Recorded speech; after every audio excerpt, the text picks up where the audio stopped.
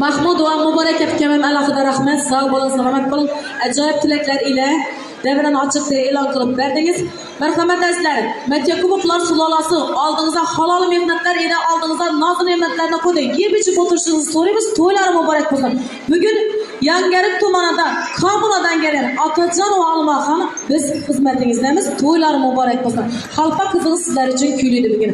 Marhamat, lirik maqom qo'shiqlarimiz sizlar uchun. To'ylari muborak bo'lsin barchangizga.